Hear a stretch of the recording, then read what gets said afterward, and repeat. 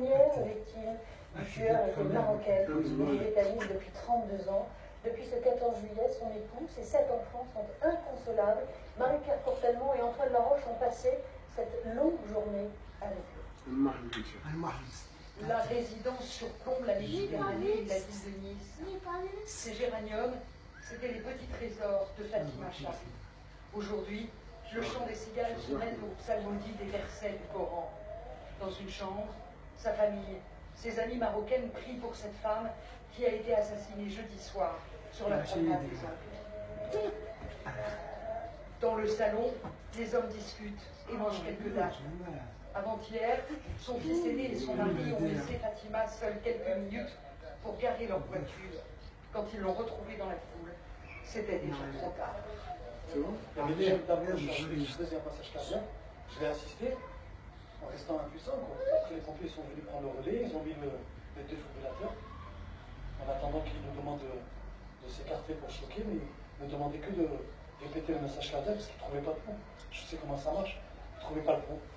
Et au bout de 2 fois, 3 fois, le pompier il a dit je crois que c'est fini.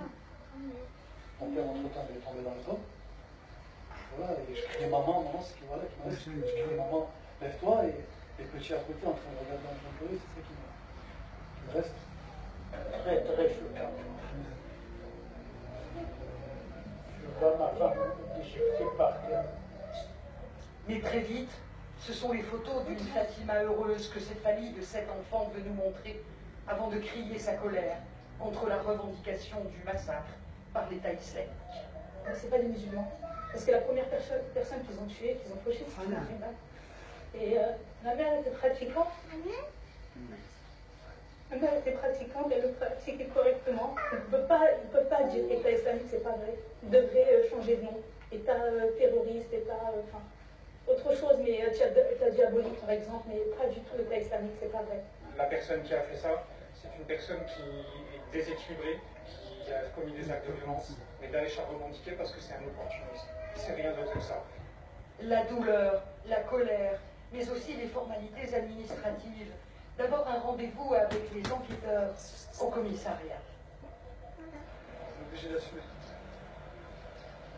Ça fait partie de la suite. Donc, voilà. 2 heures plus tard, père et fils sortent un peu rassérénés. Et vraiment, on est content qu'on a sorti de là, on avait un peu plus de sourire. Parce qu'on voit que vraiment ils sont performants et ils sont là quand il faut. Mais il faut aussi organiser le rapatriement du corps de Fatima au Maroc. Et puis les obsèques. Le parcours difficile de la famille se poursuit à la banque. Et l'assurance civile qui prend en compte tout le décès, c'est-à-dire le corbillard, tout.